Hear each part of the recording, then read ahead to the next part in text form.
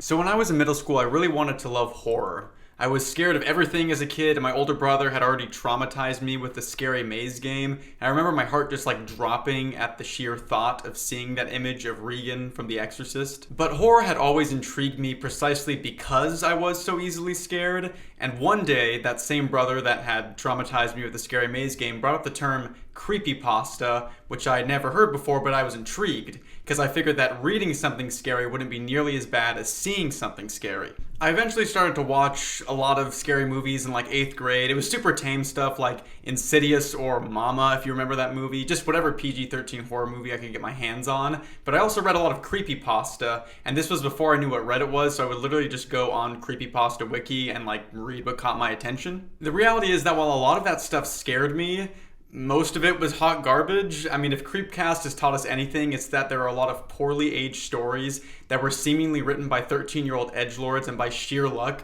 these stories have become legendary in the creepypasta genre. But looking back at my formative years of learning to love horror, I have to disagree with my initial thought that reading something scary isn't as bad as seeing something scary, because I can't remember most of those scary movies that I watched, but I could never quite get PenPal out of my mind. So today we're going to be taking a deep dive into PenPal. I'll be breaking down the entire story and giving my own personal thoughts and analysis as I go. Full spoilers ahead for PenPal. I do highly recommend reading it if you haven't already. It's a pretty quick read. Also, if you end up liking this video and my content, then please subscribe. I'm trying to get to 10,000 subs by the end of 2025. I cover horror and disturbing content, mostly books at this point. I have a series on a disturbing books iceberg that is currently ongoing, so check that out if you haven't yet. Again, I will be explaining and spoiling the entire story of PenPal, so if you do not want to be spoiled, then go watch another one of my videos. But if you do want to be spoiled or you've already read it, then let's get into PenPal, which was originally posted by 1000 Vultures on the No Sleep subreddit and then turned into a novel by Dathan Auerbach. I should also specify that this video is going to be specifically about the creepypasta version of the story and not the novel. I just wanted to present the story in the way that I first experienced it, which was reading it as a creepypasta. So PenPal, like every post on the No Sleep subreddit, is presented in the first person and purports to be a true story. To be honest, this formula is really hit or miss for me, especially in the more action-oriented creepypastas. Like, are we supposed to believe that some of these people that are like actively being pursued by serial killers or ghosts or demons are just taking the time out of their busy schedules to write detailed accounts of what's been going on? Gratefully, PenPal is not one of those stories. The format works really well, as the author states that this is something that happened to him years ago, and the story stays firmly rooted in the past. Each part of the story is another piece of the memory of our narrator, who relates a couple of eerie encounters that he had while growing up. The first part of the story, titled Footsteps, starts with our narrator explaining that when he was a kid laying in bed, he would hear the sound of his heartbeat when he had his ear held up against his pillow. The heartbeat always sounded like footsteps coming down the hall. He is convinced that this sound is actually footsteps and tells his mom this over and over again. She tells him that he's just imagining things and explains to him what the real cause of this is. Despite being concerned about these footsteps, he says that nothing strange really ever happened to him. Sometimes he would fall asleep on the top bunk and wake up on the bottom bunk, but he was a sleepwalker, so this wasn't that strange. But everything changed one night when, as he drifted off to sleep, he heard the footsteps yet again. He then wakes up in the forest behind his house. The ground is covered in thorns, and the only object he can make out is a deflated shark pool inflatable, and he starts to try to make his way back home. He walks through the dark forest for what seems like hours, only to find himself back at the pool float, being dismayed that he went all the way around and never knew where he was going the entire time. Eventually, he does find his house and sees that the lights are on, but as he approaches the back door, he is grabbed by a man and he starts screaming for his mom. His mom appears and reveals that everything is okay and that the man that grabbed him is a police officer. The mom called them as soon as she noticed that her son was gone, and she tells our narrator that she was worried he would try to run away again. The narrator is confused, as he never mentioned running away before. His mom says that he left a note on his pillow, which was a note explaining that he hated his life and he wanted to never see his family again. As the mom goes to talk to the police officer, our narrator examines the note that he doesn't remember writing, and notices that his name is spelled wrong. He didn't write the note. That's the first part of this story, and we're already off to an amazing start in my opinion. I think this is just about as perfect of an opening as you can get, and it could also work on its own as a contained story. If you know what's really going on with this story, then this chapter has a bit more meaning and menace to it, but I'm going to go through the story as if I'm a first-time reader and then go back and piece some of the missing elements together as we get to those reveals. So we have a 6-year-old boy living alone with his mother who hears what he thinks are footsteps, and then he wakes up in the woods having left a note that he never wrote about running away. There's not that much else to analyze right now, so we're going to dive into part 2 called Balloons. This story takes place about a year before the first one and starts with our narrator participating in a kindergarten class project. Each student is given an envelope and told to write a letter. Our narrator writes a simple message giving his name, the school he is in, and asking to write back. He also includes a $1 bill with 4 stamps written on it so the person can write him back. Each student does this, and then they all attach their letters to balloons. They then release these balloons into the air and watch them drift away. And over the next couple weeks, students start to receive letters back from the people that found their balloons. Some of these letters are nice notes or postcards or pictures of landmarks. The students are encouraged to write back to the person who found their balloon or their pen pal.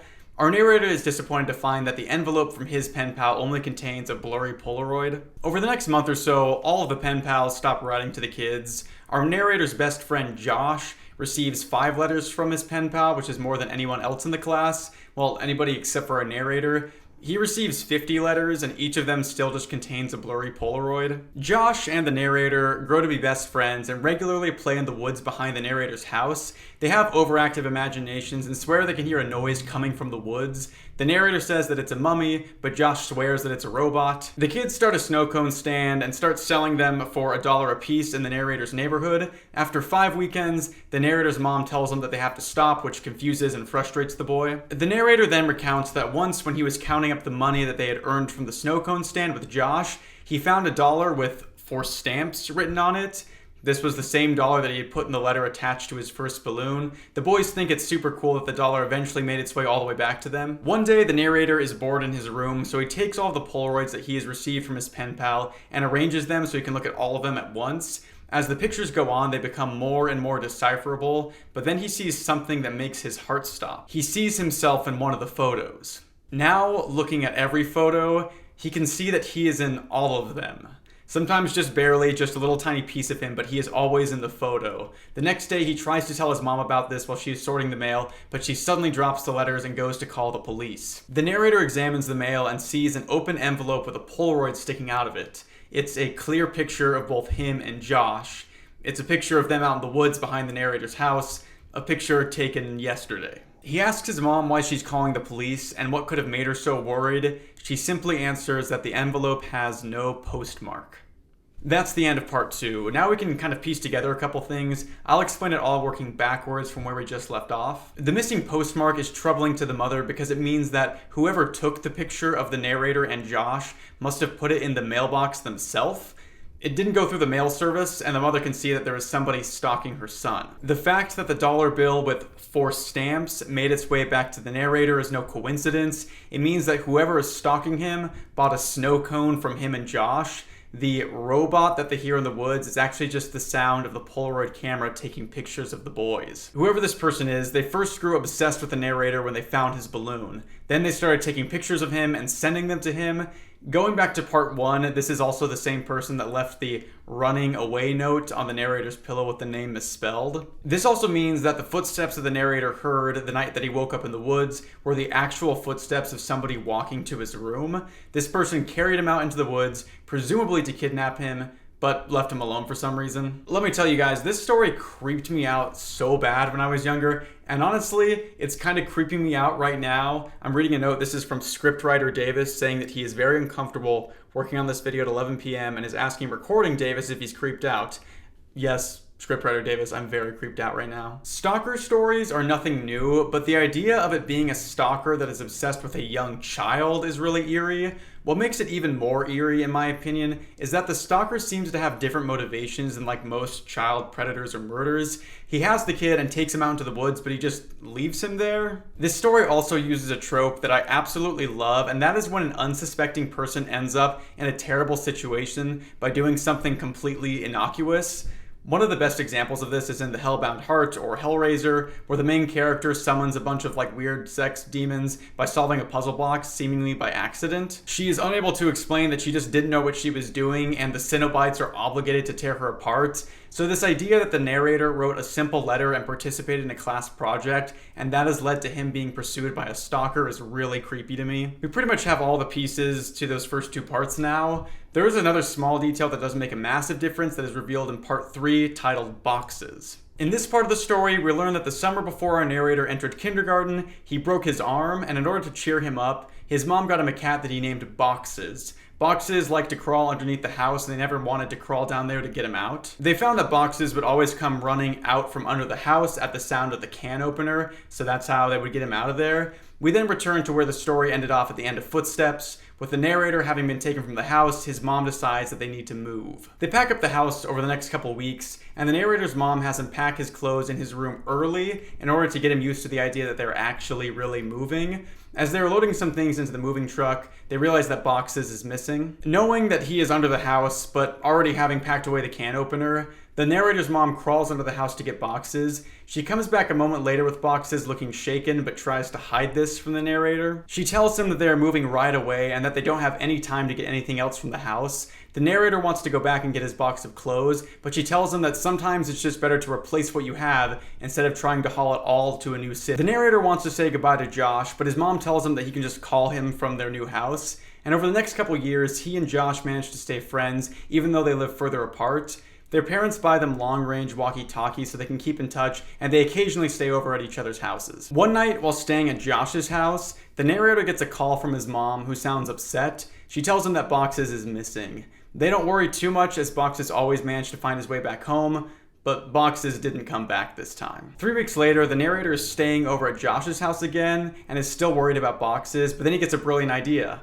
He knows that Boxes always finds his way back home, but maybe he went to the wrong home. Maybe he's back at the narrator's old home. The boys think that this must be true, and the narrator convinces Josh to sneak out and go back to his old house that night. His mom had told him that he is never to return because they don't want to bother the new owners, but he is determined to find his cat. The boys set out into the woods connecting Josh's house and the narrator's old house. After a while, Josh jokingly says, "Want to go for a swim?" and shines his flashlight at a deflated pool float. It's the same shark float that the narrator had woken up next to years earlier. As Josh lays on the pool float, the narrator almost falls into a large, deep hole in the clearing where they are at. He doesn't remember that hole being there, but thinks that it must have been there the night that he woke up in the clearing. The two of them make it back to the narrator's house and find that there are no new owners. The house is boarded up and in disrepair. The narrator decides to crawl under the house and look for Boxes, while Josh goes inside to look for him. They use their walkie-talkies to communicate with each other. The narrator quickly smells the stench of death under the house and is worried that he will find Boxes' corpse, but he only finds other dead animals down there. He also sees bowls and bowls of cat food and an old blanket. Josh then starts to talk to him over the walkie-talkie. He says that he can't find Boxes inside the house, and the narrator asks him to grab the box of his old clothes that he left in his room. Josh goes into his room and says that there is no box, and that all of his clothes are hung up in the closet. This makes the narrator very uncomfortable. Josh is still in good spirits, and he starts to kind of make fun of the narrator. He asks him why he has hundreds of Polaroids of himself hung up on the walls. The narrator then tells him to get out of the house, and Josh hears somebody inside with him. Josh is frozen in fear, and he sees a man with a bag staring at him. He runs out of the house and drops the walkie-talkie. He swears that he saw the bag move that the man was holding. As the two run away back towards Josh's house, he yells at the narrator saying, "He took my picture." The narrator goes back home without finding Boxes. He doesn't tell his mom about what happened because he's worried she'd be angry at him, but then one night he hears Boxes meowing from under his bed, and he excitedly checks for him. It turns out that the sound of Boxes meowing didn't come from Boxes, it came from the walkie-talkie. And that finished part 3, so let's get into what we now know. The reason that we could hear Boxes from the walkie-talkie was because Josh dropped it when he was running from the house, and the stalker, who we now know is a man, took it. So he either has Boxes, who was in the moving bag that Josh saw, or he is simply mimicking boxes meowing. Either way, the purpose is the same. He wants to get the narrator to come back to the house to look for boxes. The stalker took Josh's picture seemingly because he simply has a fascination with taking photos of the boys. He has been living in the house, presumably in the narrator's bedroom, and has hung up all of his clothes and pinned up all the Polaroids on the wall. The cat food and the dead animals under the house were all attempts by the stalker to lure boxes in. When he would lure a different animal in with the food, he would just kill it. We also see the blanket under the house, so he was presumably living there the whole time while Josh and his mom were still there. This explains how he knew where to deliver the Polaroids to, and how he snuck into the narrator's house to kidnap him in part 1. The mom went to go look for boxes when they were packing and either saw the man or simply saw the blanket under the house and left immediately. They say that boxes only started to go under the house in the last couple weeks before the narrator and his mom left. This means that the stalker had already started luring him down there with the cat food after he had gotten the initial letter from the narrator. He started doing this in hopes that the narrator would crawl down there to retrieve his cat. This part of the story is really good. Knowing that the man was living down there the entire time is a really good reveal, and I like that. At least so far, the author doesn't really hold the reader's hand. It's not like the most subtle narrative, but there are elements to it that are only implied and not explicitly stated. Most of what I just covered was inferred information. But that's about all we can cover with the information that we know so far. The next section takes place while the narrator is still living at his old house, and it's called Maps. The structure of PenPal is interesting because it doesn't happen chronologically. There's a reason for that. You see, each part of this story was posted to the No Sleep subreddit, which is where a lot of creepypastas come from. People write and post scary stories there, but they don't know if they'll actually be popular, so they kind of just write them in smaller chunks. I'm sure if the author knew how popular his series was going to be, he would have written a more traditional linear narrative. But since the series ended up being received so well, he went back and filled in more parts of the story in the later entries. I think that this format works really well, and I have never had a problem with all of the jumping through time, but it does make the narrative a little tricky to follow at times. But anyways, part 4 is called Maps, and it takes place while the narrator was still living at his first house, presumably during the school year while he was receiving the Polaroids from the stalker. He says that their house was next to a lake and that he and Josh would often go swimming in that lake. There was a woman who lives in a house by the lake named Mrs. Maggie, who often calls out to the boys, but she always calls them by the wrong names. She invites them into her house because she is lonely since her husband is always away on business trips. The boys reject these offers politely because they can sense that something is off about her. Our narrator says that she's in her 80s and that she sometimes leaves her sprinklers on at night, even during the winter, and then her lawn freezes over. He asks his mom about this, and she explains that Mrs. Maggie is sick and can't remember many things anymore. She has Alzheimer's. The narrator asks why her husband Tom is always away on business when he should be taking care of her, and she delicately tells him that Tom has been dead for years now. The two boys don't really understand what's actually going on with Miss Maggie, and they decide to start making maps of the areas around their houses, specifically the forest and the lakes behind their house. This is all happening after the events of balloons, so the narrator says that his mom makes him check in with her every time he goes outside to play with Josh. The narrator and Josh discover that the woods next to the narrator's house feed into the lake, and they want to explore the area and map it, but they don't want to risk getting their maps wet by swimming in the lake. They decide to make a raft from the extra building supplies left by the construction crews building houses in the neighborhood. They make their raft, and for the next year or so, they use it to explore the lake. They want to explore further into the forest, but it's so thick, and the only way to get deeper is to take the raft. The narrator's mom forbids them from going anywhere out of earshot though, and the boys are frustrated by this. One night while Josh is over at the narrator's house, his mom is called away to take care of something at work. She forbids the boys from going into the woods and says that she'll be back in 2 hours, so naturally, the boys use this opportunity to take the raft even further into the woods. As they travel deeper into the woods, they start to hear the sound of something rustling in the bushes next to them. When they stop to listen, however, the rustling stops. The boys call out to whoever it might be for a while, and after a couple of minutes, they hear a voice say, "Hello?" This naturally freaks them out. They panic, and the raft that they're on starts to break apart. The narrator drops the map in the lake, and he watches it float away. They eventually swim back to shore and get separated from each other, and they hear the sounds of somebody running towards them and quickly put their shirts and pants back on, only the narrator's shirt is missing. They eventually make it back to the narrator's house, and he realizes that they dropped the map, so he decides to head back into the woods, which, by the way, terrible decision. You were just being stalked by somebody. Why would you go back into the woods? But anyway, he is startled by Mrs. Maggie. The narrator asks if she is there to invite them over, and she says, maybe another time. She says that her husband Tom has come home. He returns to Josh, having been unable to find his shirt. He then reaches into his pocket and he feels something in there. He pulls out the map that he was sure that he had seen floating away, and there's also a piece missing from it. On the back, there was the number 15, as well as a crude drawing. The drawing shows a large oval,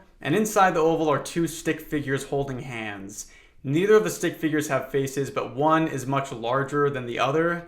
The narrator notices that his initials are written next to the picture of the smaller stick figure. Weeks later, our narrator sees men in hazmat suits entering Mrs. Maggie's house. The entire neighborhood smells like death, and the men in the suits carry out large garbage bags before condemning and boarding up the house. The narrator never sees the men leave with Mrs. Maggie's body on a stretcher. And that is where part 4 ends. So let's go back and fill in all the details that we now know, like we do every time. The narrator never saw Mrs. Maggie's body come out on a stretcher because she had presumably been dismembered and placed in the garbage bags that the hazmat people carried out. The picture on the back of the map is one that the stalker drew of the narrator and himself, holding hands. We don't know yet what the oval is or what the number 15 means, but we will later. He was stalking the boys through the woods as they were on the raft, and he was the one that responded with hello to them. The map did float away in the lake when the raft broke, but it was retrieved by the stalker who drew the picture and then put it in the narrator's pants pocket when he left his pants on the bank of the lake. His shirt is missing because presumably the stalker sold it as a souvenir. When Mrs. Maggie says that her husband has come home, it's really the stalker who has moved into her house. He kills her most likely because he's jealous of the attention that the narrator is giving to her. I've heard some people online say that they think that the inclusion of Miss Maggie and her death feels very out of place for the story. I can kind of see where they're coming from, as the stalker hasn't really been shown to be violent thus far. It's a little shocking that he would kill someone who only barely interacted with the narrator. But I think the addition of the murder is interesting. I think it raises the stakes for the story and makes you wonder even more why he didn't just kill or keep the narrator in the first part of the story when he carried him out into the woods. Another interesting dimension to the stalker is that he drew a picture of the two of them holding hands. This is our first hint that he is obsessed with the narrator in an emotional way. He almost sees himself as being in love with the narrator, and I think that makes the story a lot creepier. The next part of the story is called Screens. It takes place years later. The narrator and Josh are both 15 at this point. At the beginning of the story, the narrator tells us about Josh's older sister Veronica, who he has always had a massive crush on. At this point, the narrator hasn't spoken to Josh in about 3 years. He says that they just fell out of contact, and he assumes it was because of their traumatizing incident when they went to go find boxes. Our narrator visits a movie theater each month that shows an old movie for $1, and during one of his trips to the theater, he sees Veronica there. The two of them reconnect and she calls him cute. He then gets her phone number and the narrator tells us that his phone is old and can't receive pictures. The two of them start texting and Veronica seems to be reciprocating the narrator's feelings. They decide to see the next monthly $1 movie together, and on the night of the movie, the narrator heads to the movie theater. As he is on his way there, he sees a car with a cracked rear window that seems to be following him. He doesn't think anything of it though. And then he and Veronica walk around the mall and see the movie together. After the movie, they head out into the parking lot where there are only 2 cars left, Veronica's car and the car with the cracked window. The narrator asks Veronica about Josh, and she seems really uncomfortable talking about him. The narrator thinks this is strange, but he doesn't want to ruin the mood, so he just stops asking about Josh. The narrator then needs to pee, and the theater is closed, so he heads off into the bushes by himself, which, by the way, if you're worried about ruining the mood, maybe don't be like, I gotta go take a piss in the woods. He then hears the sound of a car engine and screeching tires followed by a thudding sound. He races around and sees that the car with the cracked window is gone. He then notices Veronica. She's laying on the pavement and is a completely mangled mess. Her bones are broken and she's bleeding heavily. He rushes over to her and calls an ambulance with her phone. While waiting for the ambulance, Veronica is in really terrible shape and looks like she's on the verge of death, but she says one thing to the narrator. She says, "He took my picture." The narrator then puts her phone in her purse and the ambulance comes to take her away. Veronica goes into surgery at the hospital and is left in really, really terrible condition. Over the next couple of weeks, the narrator visits her frequently. He asks if Josh has come to visit her and she says that he hasn't. She then says that he ran away when he was 13 and that he left a note on his pillow. The next day, the narrator gets a text from Veronica asking him to not come and visit her anymore. She says that she doesn't want him to see her in her current condition, but the two do keep in contact and text constantly. The narrator is worried that her parents are screening her calls and maybe the hospital is too, but he decides to call her anyways. He'd never called her before. She picks up, but she's unable to talk. He can only hear the sound of her breathing, and after the call, he gets a text from her simply saying, "I love you." He responds that he loves her too. Eventually, Veronica says that she's been released from the hospital and wants to see the narrator. The two of them agree to meet at the next $1 movie, very romantic. The narrator waits for her at the movie theater, but she never arrives. Eventually, somebody sits in the seat next to him and he asks him to move, but the guy doesn't really seem to pay him any mind. After the movie, the narrator gets a text from Veronica saying, "See you again soon." He is confused at this, and he finally comes clean to his mom and says that he has been texting Veronica. She seems very confused by this and looks concerned. She tells him that Veronica died on the last day that the narrator went to visit her. The narrator explains that this can't be true because he's been texting her, but then his mom says that her phone was never recovered and went missing while she was in the hospital. The narrator is angry about this, and he asks why it took so long for her parents to turn off her phone, and his mom starts to cry. She says that they tried to turn off the phone with the phone company, but there was a massive charge on it because the phone had sent hundreds of pictures. All of the pictures were sent to the narrator, who couldn't view them because his phone was so old. His stomach drops and he starts to wonder if he was in any of the photos. My guess is that he was in all of them. And that finishes part 5. This one definitely ratchets up the tension in a good way. I do think the story is less impactful with an older protagonist, but that's a very minor complaint. The writing between the narrator and Veronica can also be a little cringy, but they are teenagers, so that kind of makes sense. But anyways, what happened?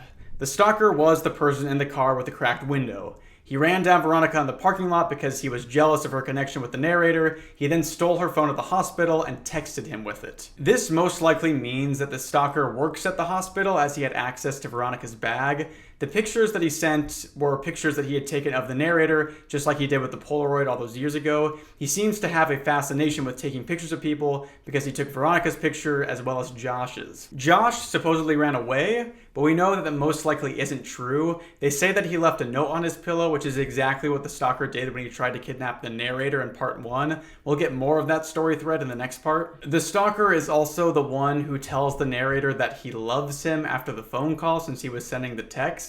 The breathing on the call wasn't Veronica's, but the stalker's.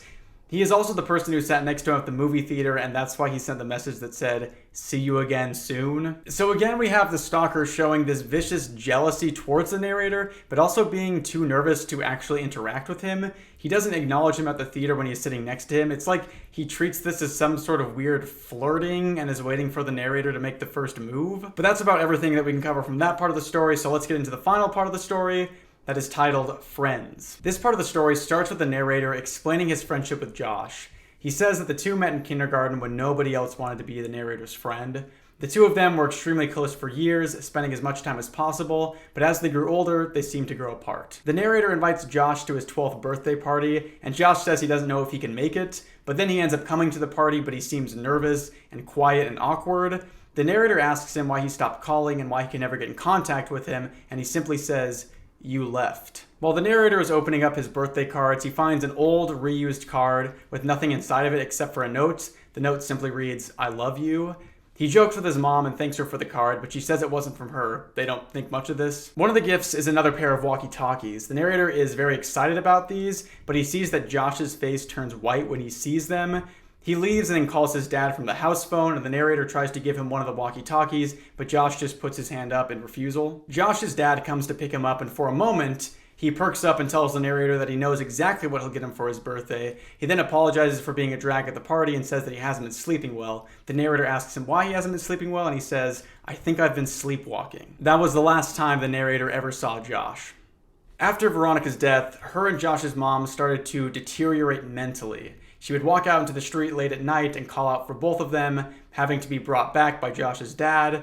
Josh's dad ends up having to work construction jobs for money. One day, he's approached by a man who says that some kids have dug up holes on his property and that he needs them to be filled. So Josh's dad takes the money and fills up all of the deep holes on the property. Later, Josh's dad is given the task of leveling a recently deforested lot. He thinks this is a little strange since it's the same lot that he filled the holes in just a little while back. He attempts to level the ground, but he finds an area in the dirt that always remains lower than the rest of the land no matter what he does. He takes his shovel and decides to dig down and see what he can find. After digging a little, his shovel hits something solid. He finds a blanket-covered box about 7 feet long and 4 feet wide. He opens the box. curious as to what's inside, and then immediately calls the narrator's mom. Both the narrator and his mom show up at the site quickly. Josh's dad simply points down into the hole, and the narrator looks over at it. Inside the box is the dead body of Josh. His body is decaying and seems to have been dead for a couple days, but Josh isn't the only thing in the box. The dead body of a large man is also in the coffin. He's holding Josh, like cradling him. There is a picture pinned to Josh's shirt. It's a picture of the narrator. Josh's dad grabs the body of the man and notices a bottle of ether in the coffin as well, and he starts to sob. As the narrator and his mom look at the man in the coffin, they know that this is the man that had been stalking the narrator for so many years. This terrifying, horrible monster just looks like any other man. His body looks serene and there is a smile on his face. The narrator says that it's a smile of love. Both Josh and the stalker are completely covered in blood, and the narrator notices that the stalker's neck has been torn open. Josh must have bit him and fought back. Everyone comes to the horrifying realization that the two of them were alive in that coffin. They were buried alive by Josh's dad. The narrator's mom searches the pocket of the man in hopes of finding some sort of identification, but all she can find is a picture of two stick figures holding hands with the narrator's initials written next to the smaller stick figure. The only thing that Josh has on him is a map. The map that was going to be the narrator's birthday present. The map that the two of them started, but Josh was determined to finish. As Josh's father carries him out of the coffin, the narrator notices that Josh's hair has been dyed the color of the narrator's hair and that he is wearing clothes that are far too small for him. PenPal ends with the narrator remembering his friend Josh. He says, "I miss you, Josh. I'm sorry you chose me, but I'll always cherish my memories of you. We were explorers, we were adventurers, we were friends." So now that we're at the end of the story, let's go back and fill in the last pieces of the story now that we have read the whole thing. Josh was killed by the stalker, who seemed to take an interest in him after realizing that he couldn't get to the narrator. It's unclear why he shifted his focus, but I have a theory. We know that Josh was completing the map, and my guess is that he was mapping the woods behind the narrator's old house when the stalker saw him and mistook him for the narrator. It's explained that both Josh and the narrator look really similar besides their hair. He grabbed him and then realized that it was Josh, but decided that Josh would have to do. He then dyed his hair and made him wear the clothes that he had taken from the narrator years earlier. He then paid Josh's dad to fill the hole that he would bury himself and Josh alive in. This obsession of being buried alive was foreshadowed twice in the story. The first time is when Josh and the narrator are going back to the narrator's house to look for boxes. They end up at the shark pool float, and the narrator says that he almost falls into a large hole that had been dug into the earth.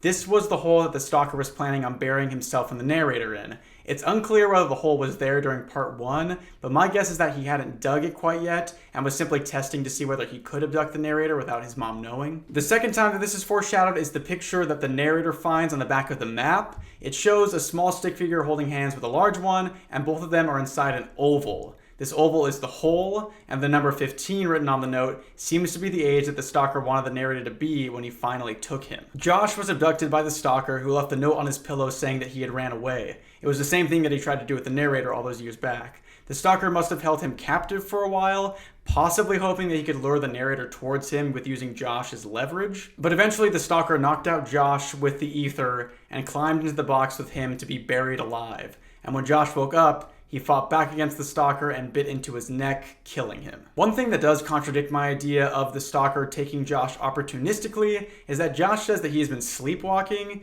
We can assume that this means that he was being taken by the stalker and moved around.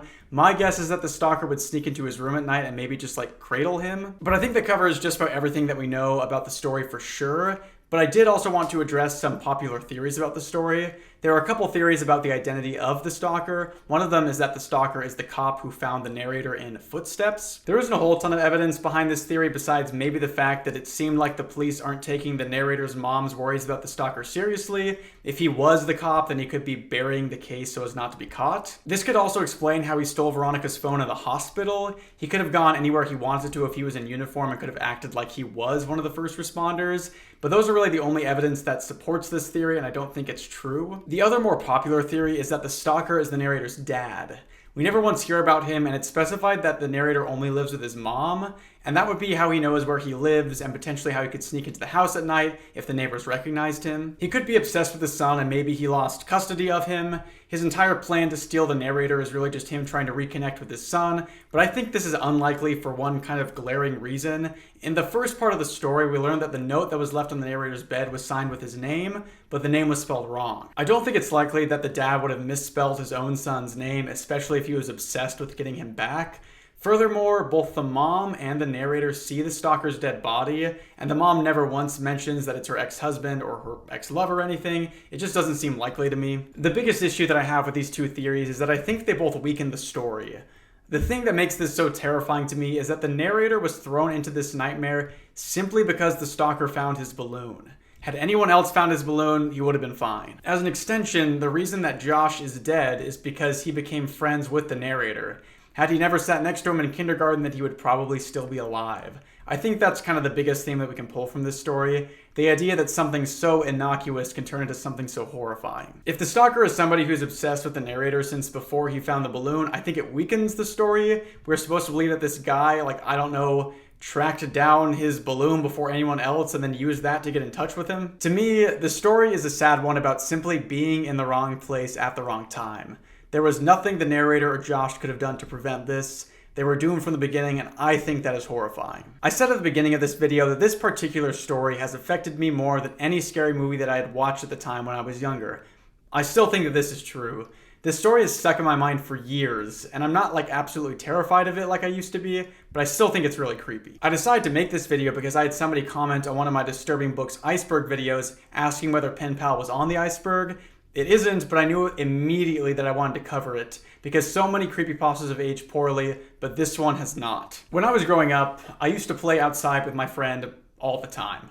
We would spend most of the time on his trampoline or in my backyard, but one time we wanted to explore somewhere else, and we found a thick forest a couple of blocks away from our neighborhood. I remember that it seemed massive to us at the time, but looking back on it now, it was probably just 3 or 4 empty lots. We played there for a couple of days and were thrilled to have this new discovery, this new cool area we could be in. But then one day he couldn't hang out, so I decided I would go on my own. While I was climbing through the bushes and exploring our new hideout, I saw some broken bottles on the ground. This unsettled me, and it was probably just some high school kids that had left them, but I was still a little creeped out. I tried to forget about it and I just kept exploring. But then I remember seeing a black silhouette maybe 100 feet in front of me. I stopped dead in my tracks and I just stared at it, not moving a muscle. It was definitely a person. They were just standing there and facing away from me. After a while, the person started to walk away from me and I snuck out of the forest and ran home. My friend and I never played in there again. PenPal has moments that make me feel like I did when I stopped in my tracks and stared at that silhouette. Looking back on it now, it was probably just someone doing the same thing as me, exploring. Maybe they were a high school kid, but I remember them looking like an adult, but I'm not really sure. I'm sure a lot of people have experiences like the one that I just shared, where you were terrified by something that was almost certainly harmless. PenPal explores what it would be like if that encounter wasn't harmless, if by no fault of your own you stumbled into a nightmare. So I'm very glad that I revisited this story because it reminded me of what it felt like to be a scared kid. I still get freaked out at scary movies and books. I think I like the genre so much because I still somehow have not grown desensitized to it. But this story brought out a fear in me that I'd forgotten about for a very long time. The fear that you might be caught in the line of fire of something horrible just by being a kid. The fear that your childhood pen pal might be a monster lurking in the shadows, taking pictures of you, buying a snow cone from your stand, enticing you to climb under the house where he sleeps. The fear that this monster would kill those closest to you, would impersonate the people that you love, would draw pictures of you and steal your clothing, that this monster would sneak into the seat next to you at the movie theater and say that they love you, that this monster would be so convinced of this love that they would plan the perfect moment to be with you forever. The fear that this monster would sneak into your room when you were a child, that you would hear his footsteps coming down your hall, that he would hold you while you slept and take you away into the cold, dark woods, and the fear that this monster would decide to prey upon your best friend and take him away from you for good. And at least to me, the greatest fear of all, that you would live your life in fear of this monster and imagine all of the horrible things that it could possibly be, only to find out that that monster was only a man, and that man can be scarier than any monster you could have ever imagined.